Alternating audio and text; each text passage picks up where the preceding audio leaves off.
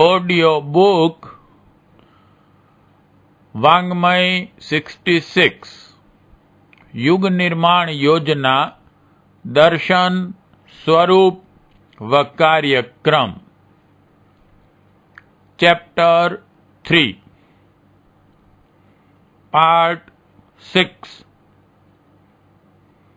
दो पुण्य कर्तव्य आत्मनिर्माण और परमार्थ साधना।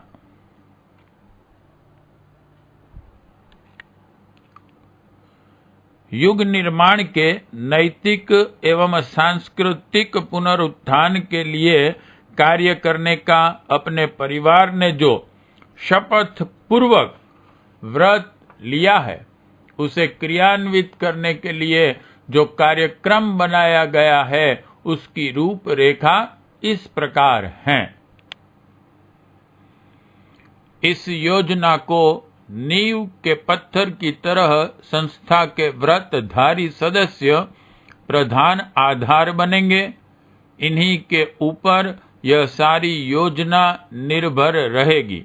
दैनिक जीवन में सांस्कृतिक पुनरुत्थान के लिए, धर्म सेवा के लिए भी आजीविका कमाने, भोजन करने की तरह एक प्रमुख आवश्यकता जितना स्थान देते रहने की प्रतिज्ञा करने वाले सज्जन व्रतधारी माने जाएंगे। यों अखंड ज्योति के सभी सदस्य धर्मसेवी हैं। नियमित और अनियमित रूप से अब तक बहुत कुछ करते रहे हैं, पर अब समय आ गया है कि उसे सुव्यवस्थित रूप दिया जाए और एक सुसंगठित सेना के सैनिक जिस प्रकार कदम से कदम मिलाकर चलते हैं, उसी प्रकार यह व्रतधारी धर्म सेवक भी सांस्कृतिक पुनरुत्थान के लिए, नैतिक क्रांति के लिए, बौद्धिक क्रांति के लिए योजनाबद्ध कूच करें।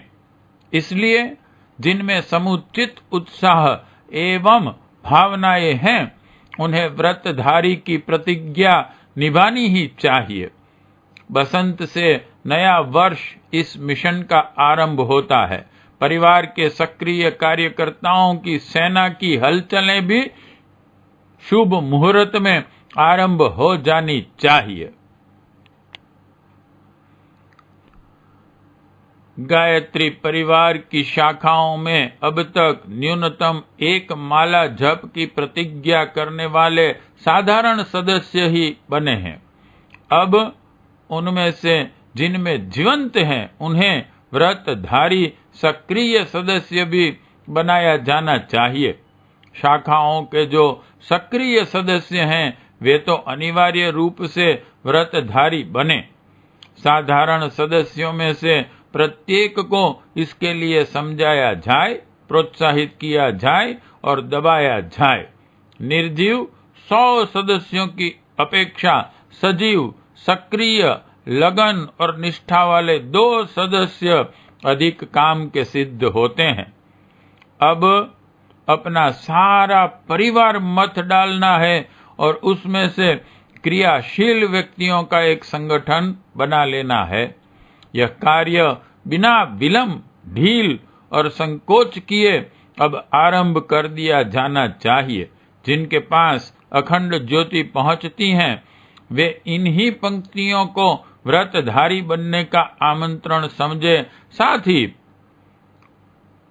उन स्वजनों तक यह संदेश पहुंचाने एवं उत्साहित करने का जिम्मा लें जिन तक पत्रिका नहीं पहुंची है। प्रारंभिक कार्य व्रतधारी धर्म सेवकों का संगठन व्यवस्थित करना है। इसके उपरांत प्रत्येक व्रतधारी के लिए युग निर्माण योजना के अंतर्गत 3 कार्य होंगे। 1. आत्म निर्माण। 2. धर्म प्रचार। 3. रचनात्मक कार्य। इन तीनों की रूपरेखा यह रहेगी। डिवीजन 1 आत्म निर्माण। गायत्री उपासना प्रत्येक व्रतधारी का आवश्यक कर्तव्य होगा।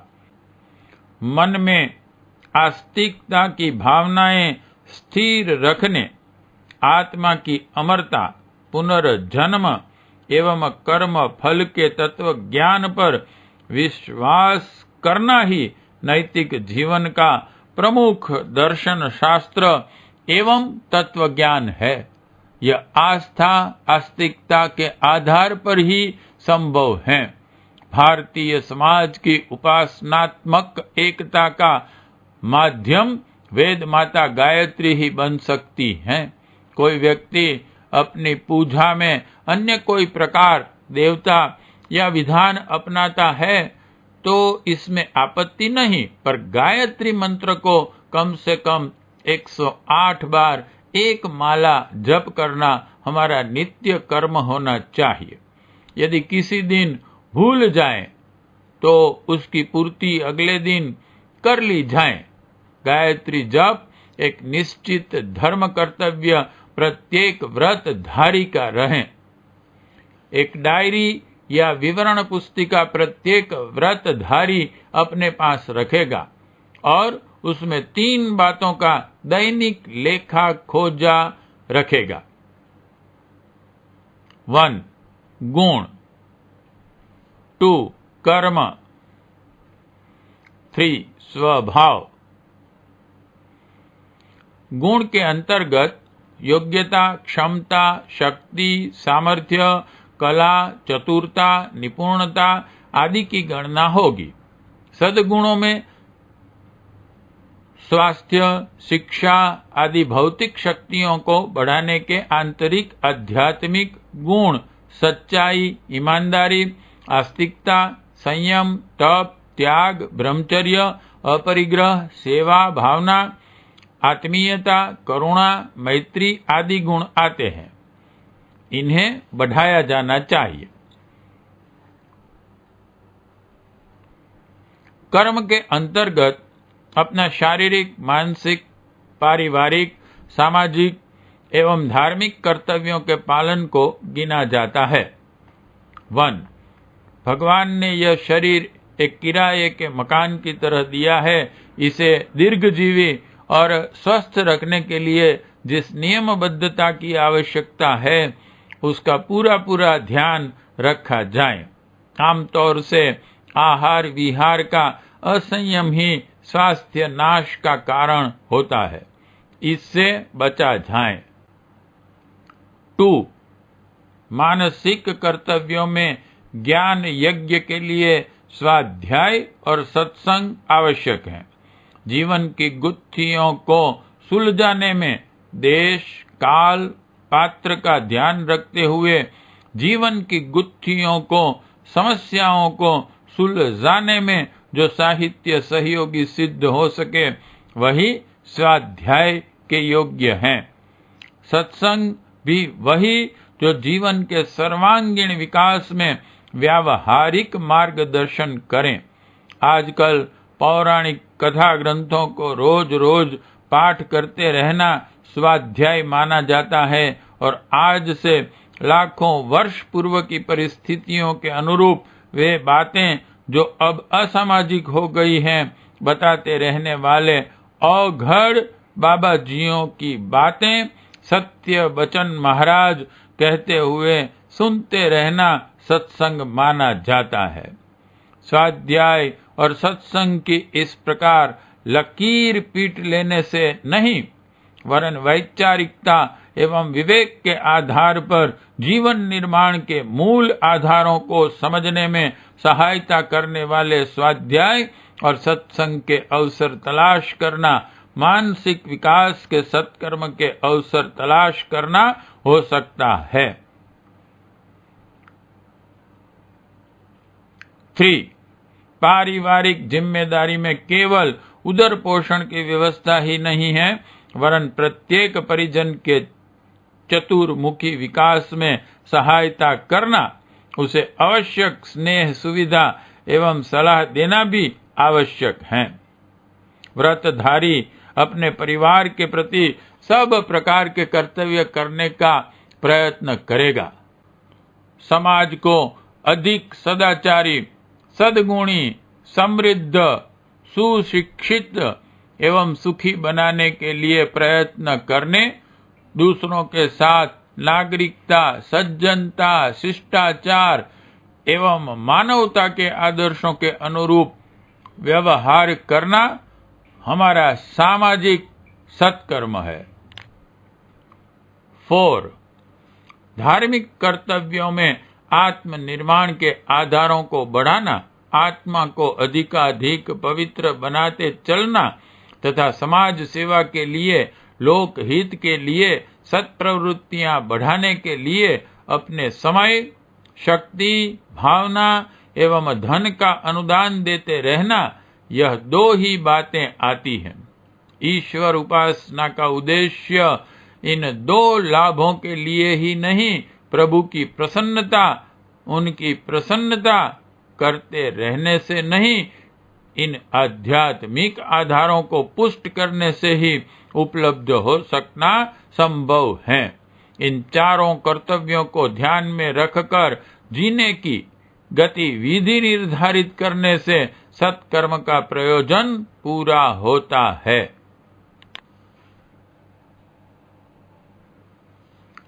स्वभाव के अंतर्गत हंसमुख रहना, चित्त को प्रसन्न, निश्चिंत एवं आशापूर्ण रखना, दूसरों के साथ स्नेह, मधुरता, उदारता एवं शिष्टाचार पूर्ण व्यवहार करना, परिश्रम को प्यार करना, एक क्षण भी बेकार न गंवाना, नित्य दिनचर्या बनाकर उसे क्रियान्वित करना, खर्च में किफायत, शारी, शौकीनी, फैशन परस्ती या यारवासी से घृणा करना, नशे से दूर रहना, नारी मात्र के प्रति माता बहन की दृष्टि रखना, चटोरेपन का त्याग, उत्तेजित न होकर शांत चित्त से हर बात पर विचार रखना, सहिष्णुता और एकता का दृष्टिकोण रखना आदि बातें सम्मिलित की जाती हैं। डायरी रखना, आत्मनिरीक्षण करना, अपने गुण कर्म स्वभाव का लेखा लेना व्रतधारी के लिए आत्मनिर्माण की दृष्टि से आवश्यक माना गया है। कल जो भूलें हुई थी वे अगले दिन न होने पावे या कम हो, इस दिशा में डायरी बड़ी सहायक होती है। कल जो उपेक्षा या भूल हुई वह अगले दिन न हो, दिन दिन गुण कर्म स्वभाव में सुधार होता चले, यही लक्ष्य रखने चाहिए। प्रगति धीरे धीरे हो तो भी संतोष किया जा सकता है, पर वह होनी अवश्य चाहिए। चारों कर्तव्यों का कितना पालन हुआ, नहीं हुआ तो क्या कारण था, प्रगति को तेज करने का तरीका क्या है, वर्तमान परिस्थितियों में क्या क्या परिवर्तन संभव हैं, उन्हें करने में ढील क्यों है, आदि प्रश्नों के आधार पर रात को आज के कार्यों का ब्यौरा तथा कल का कार्यक्रम तैयार करना इस डायरी लेखन का मूल उद्देश्य है। यह हर व्रतधारी के लिए आवश्यक है। डिवीजन 2 परमार्थ साधना, धर्म प्रसार। आत्मनिर्माण के अतिरिक्त व्रतधारी का दूसरा कार्य धर्म प्रचार है। यह बात भली प्रकार समझ लेने की है कि मनुष्य जीवन में जो कुछ चमक, क्रियाशीलता एवं विशेषता दिखाई पड़ती है वह उसकी भावना, मान्यता एवं आकांक्षा के आधार पर ही है। जो बात व्यक्ति के ऊपर लागू होती है वही समाज के बारे में भी है। जिस समाज के लोगों के विचार जिस स्तर के होते हैं उसके भले बुरे कार्य भी उसी आधार पर होते रहते हैं। राजदंड या अन्य भौतिक उपायों से लोगों की आंतरिक भावनाओं में परिवर्तन नहीं हो सकता।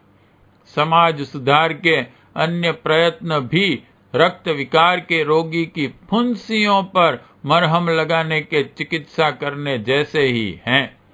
मानव प्राणी की भावनाओं और मान्यताओं में परिवर्तन करके ही उसे सज्जन एवं श्रेष्ठ पुरुष बनाया जा सकता है। इस प्रकार के व्यक्ति जिस समाज में बढ़ते हैं वहीं देव समाज बन जाता है और उसके आधार ही संसार में स्वर्गीय वातावरण का आविर्भाव होता है।